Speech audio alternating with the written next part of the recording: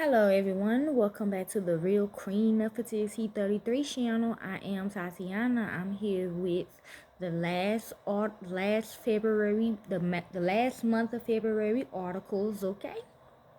We'll be learning about anthropomorphism, okay? So let's begin.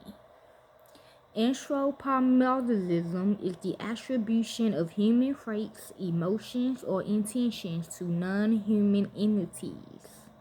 It is considered to be an innate tendency of human psychology, okay? Like animals, okay? If you see me at Scooby-Doo, that is anthropomorphism. If you see me at Bugs Bunny, that is anthropomorphism.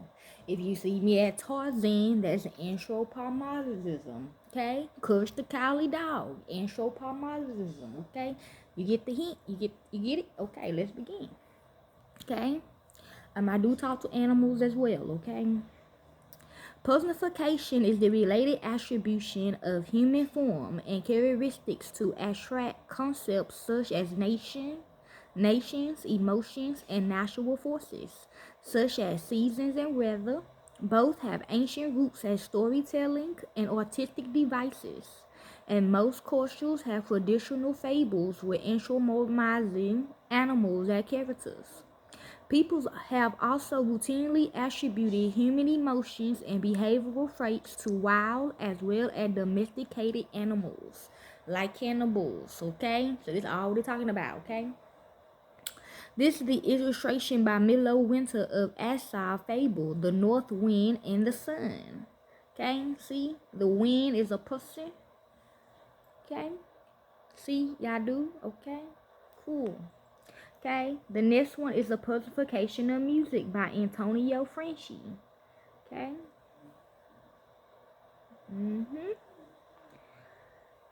Etymology of it. Anthropomorphism and anthropomorphization derive from the verb form anthropomorphize. I'm hearing repo. Okay, itself derived from the Greek anthropos, which is human, and morphe.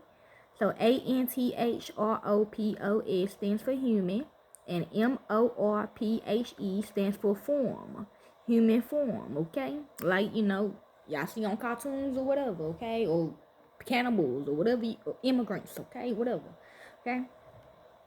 It is first attested in 1753, originally in reference to the heresy of applying a human form to the Christian God. See? Okay? Examples in prehistory. This is the 35,000 to 40,000 year old long minch figurine. Okay? We do have it, okay?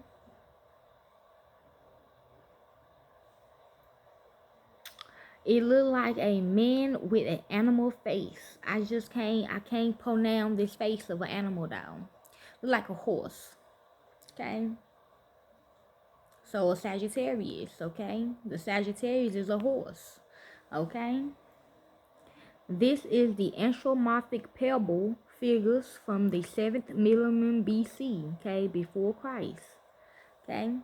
So that means when you touch them, you will get downloads, okay, like crystals or something, okay?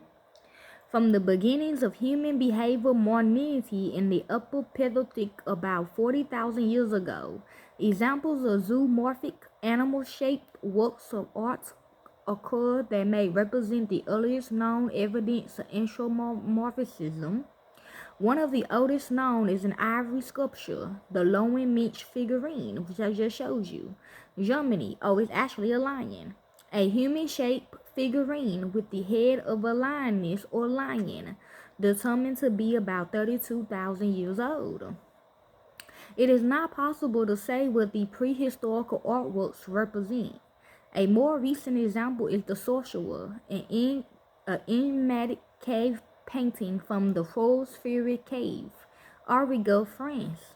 The figure's significance is unknown, but is loosely interpreted as some kind of great spirit or a master of the animals.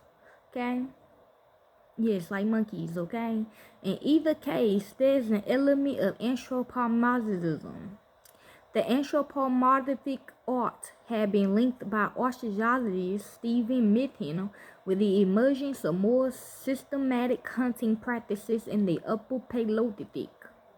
He proposes that these are the product of a change in the architecture of the human mind, through an increasingly fluidity between the natural history and social intelligence, where anthropomorphism allowed hunters to identify empathetically with hunted animals with better predict their movements. Yeah, I'm more like a dog or a lion, okay?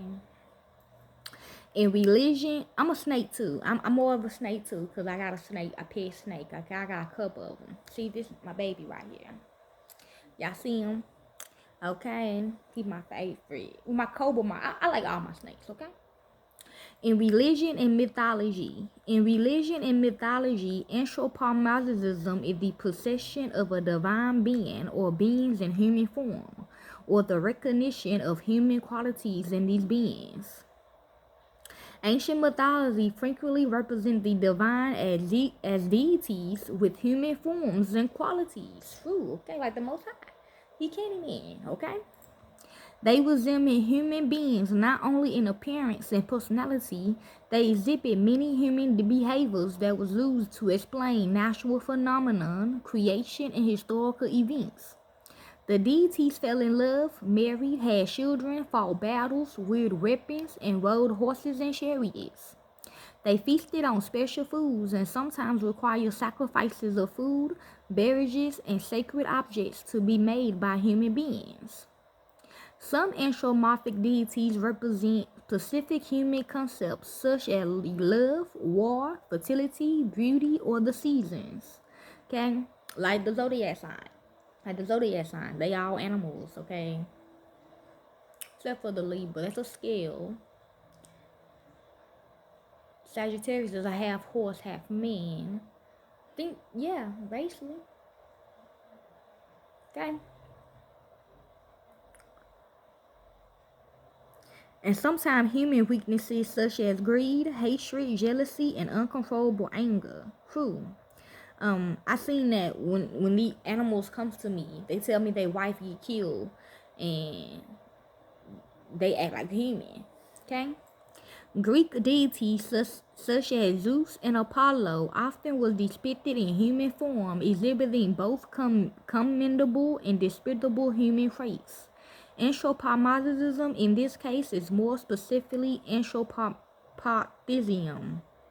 From the perspective of adherence to religions in which humans was created in the form of the divine, who they was, the phenomenon may be considered theomorphism, or the giving of divine qualities to humans.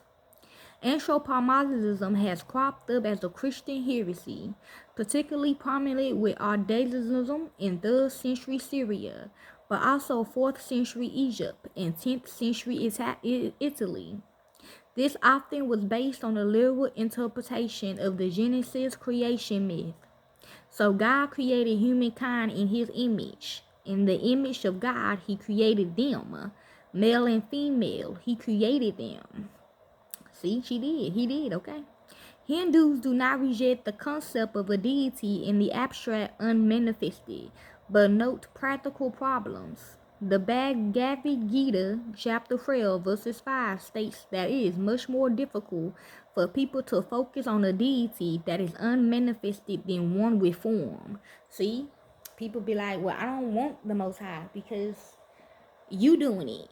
That's it. I'm gonna go ahead and go with Mary, Gina, cause she's right here. Okay, literally, a girl did that last night. She said, I don't want him. I want him to go to her. And she went to her and bowed down to her. Even if you seen her in hell, there's a lot of other ones trying to bring her back from hell. Okay, so they like, nah, you not informed though. You unmanifested. Okay, that's why I'm here. Okay then, so let's begin.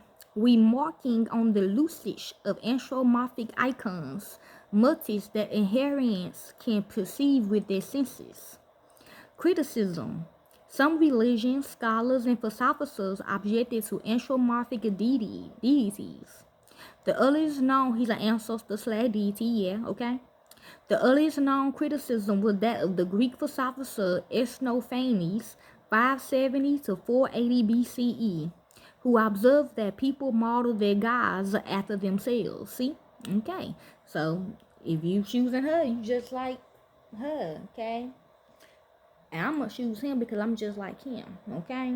And everybody that's on me, on our team, will agree, okay? He argued against the conception of deities as fundamental anthropomorphic.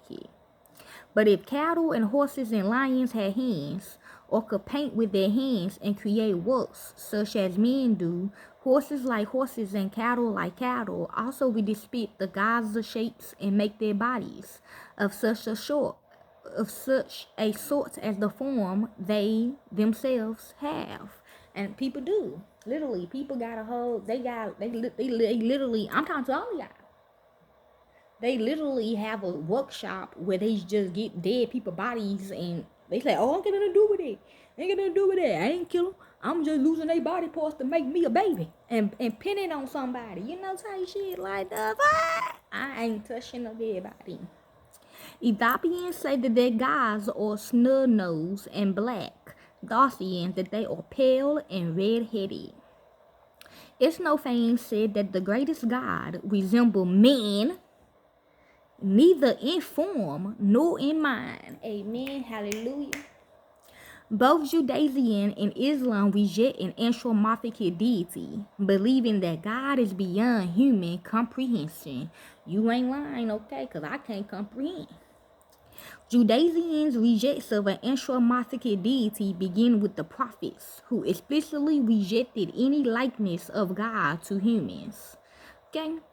Their rejection grew further after the Islamic Golden Age in the 10th century, with Maimonides codified in the 12th century in his 13 Principles of Jewish Faith.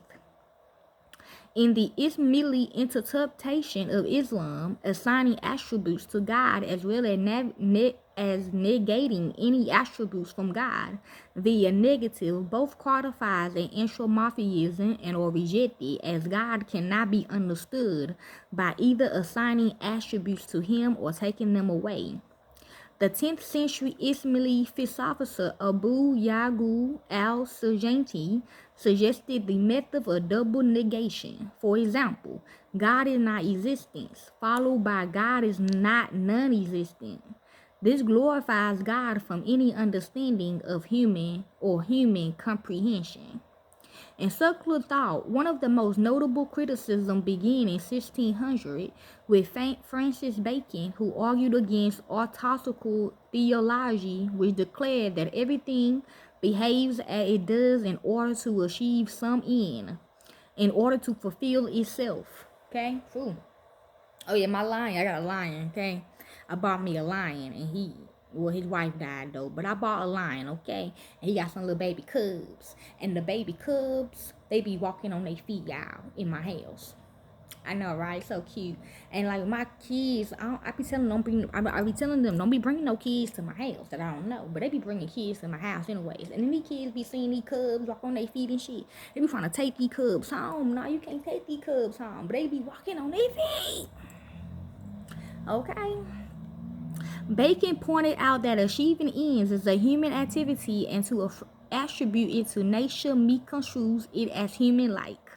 Modern criticism followed Bacon's ideas, such as critics of Baruch Spinoza and David Hume. The latter, for instance, embedded his arguments in his wider criticism of human religions and specifically demonstrated in what he cited as their inconsistencies, where on one hand the deity is painted in the most sublime colors, but on the other is degraded to nearly human levels by giving him human infirmities, passions, and prejudice. Okay, you can't say that about him. Okay, you gotta say that about her. Okay, that's her name. Okay, that's not him. Okay, he already got all that. Okay?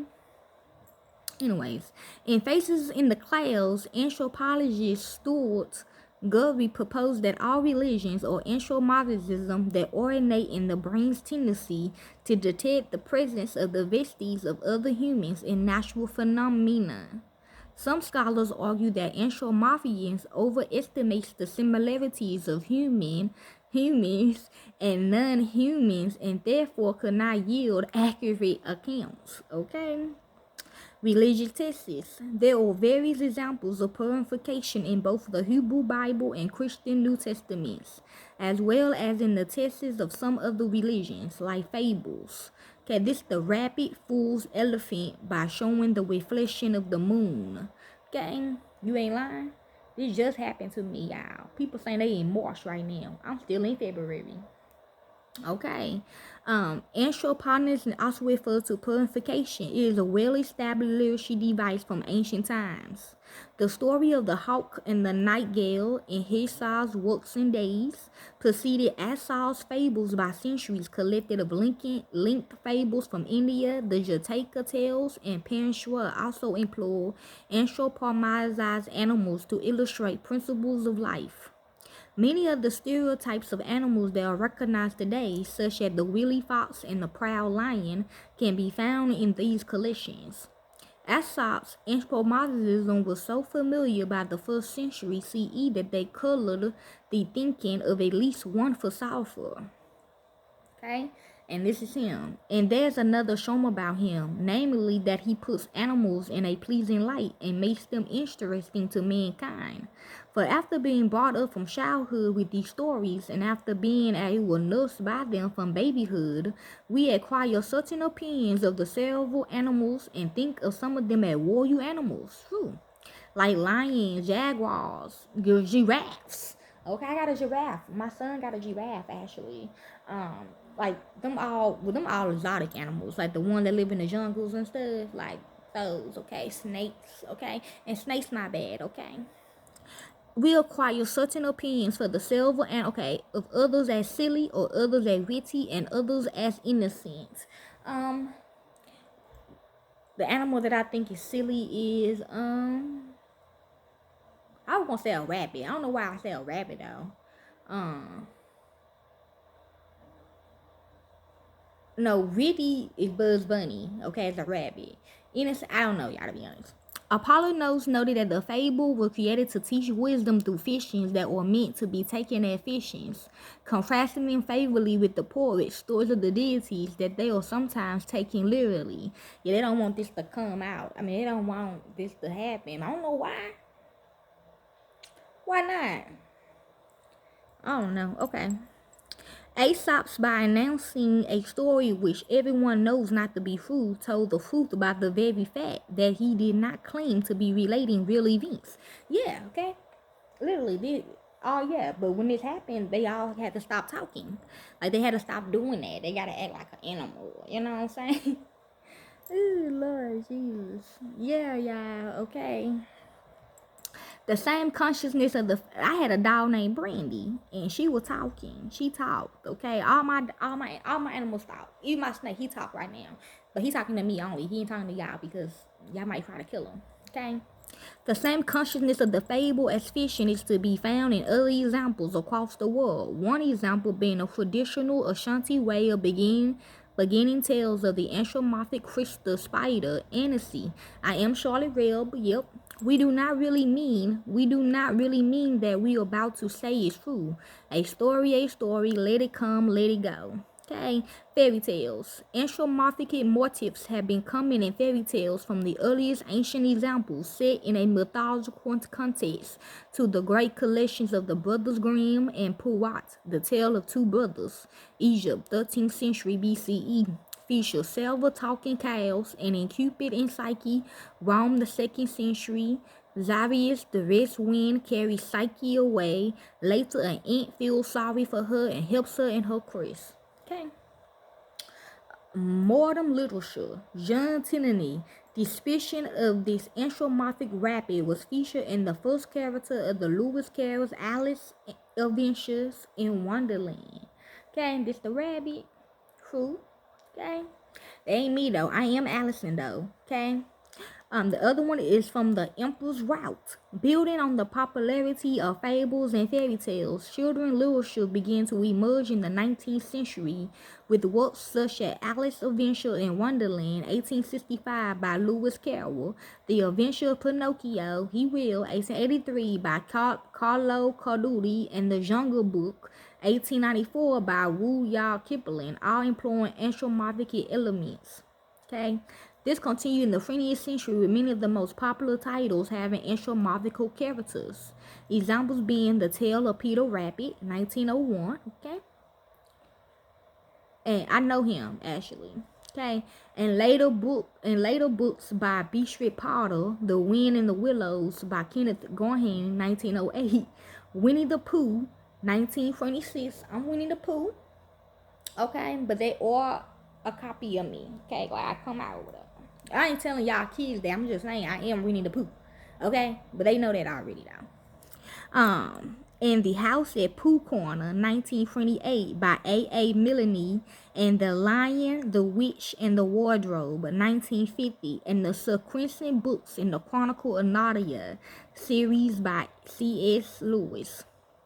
In many of these stories, the animals can be seen as representing faces of human personalities and character. As John Rory Townsend remarks discussing the Jungle book, in which the boy Mowgli, must rely on his new friends, the bear Baloo and the Black Panther, Bagheera, the world of the jungle is in fact both itself and our world as well.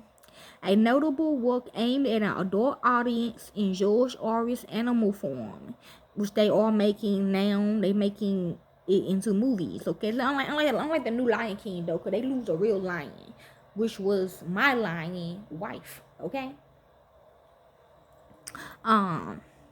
Okay.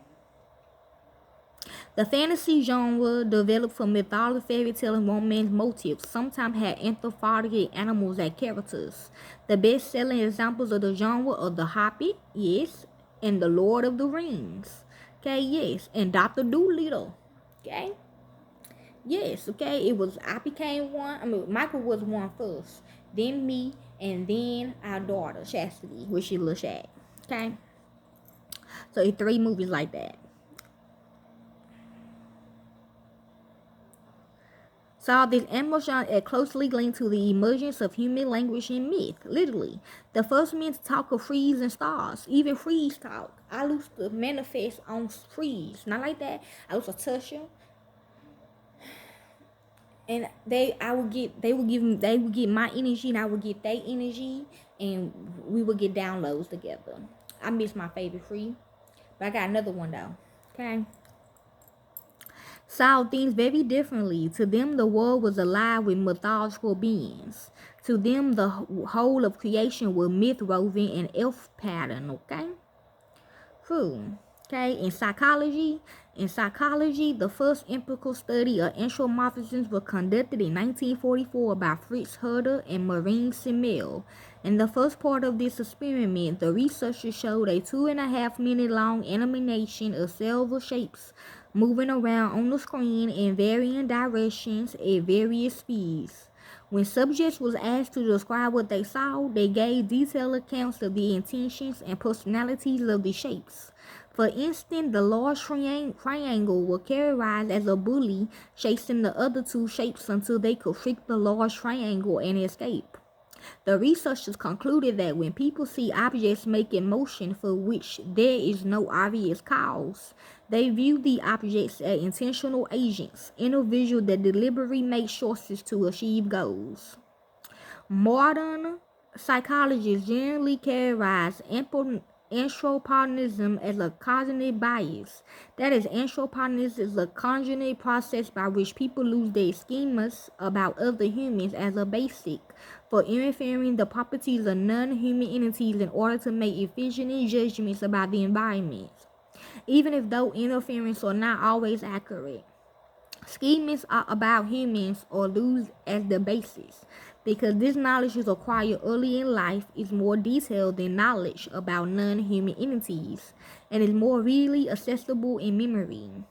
Anthropomorphism can also function as a strategy to cope with loneliness when other human connections are not available. And y'all know y'all be talking to y'all animals, don't do it. And I know some of y'all be hearing them talk back, okay? You might think you're crazy, but they do, okay?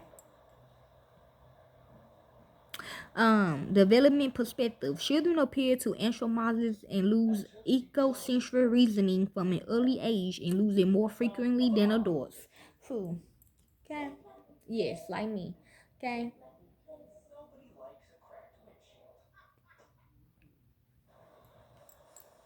Examples of this are describing a storm cloud as angry or drawing flowers with faces. See, I used to draw suns with faces in it. Okay? The pushing for anthropomorphism is likely because children have acquired vast amount of socialization but not as much experiences with specific non-human entities, so thus they have less developed artistic schemas for their environment. In contrast, autistic children may tend to describe anthropomorphized objects in purely mechanical terms. True, that is in terms of what they do because they have difficulties with theory of mind, TOM. According to past research, a 2008 study has shown that autistic people are more prone to object personification, suggesting that autistic empathy and TOM, which is Tom, may be not only more complex but also more all-encompassing. The double empathy problem challenges the notion that autistic people have difficulties with Tom, okay? In mental health. In people with depression, social anxiety, or other mental illnesses, emotional support animals, which I got one, got a monkey though, okay, or a looseful component of treatment, partially because anthropomorphism of the animals can satisfy the patient's need for social connection. You ain't lying. Effect on learning. Anthropomorphisms can be used to assist learning, specifically anthropomorphized words and describing scientific concepts with internationality can improve later recall of these concepts. Okay, and in marketing, anthropomorphisms of inanimated objects can affect products' buying behavior when products seem to resemble a human schema, such as the front of a car resembling a face. Potential buyers evaluate that product more positively than if they do not identify the object. People also tend to trust robots to do more complex tasks, such as driving a car or childcare if the robots resemble humans in ways such as having a face, voice, and name, mimicking human motions, expressing emotion, and displaying some variable in behavior. Okay, and that is the article on anthropomorphism. Okay, enjoy.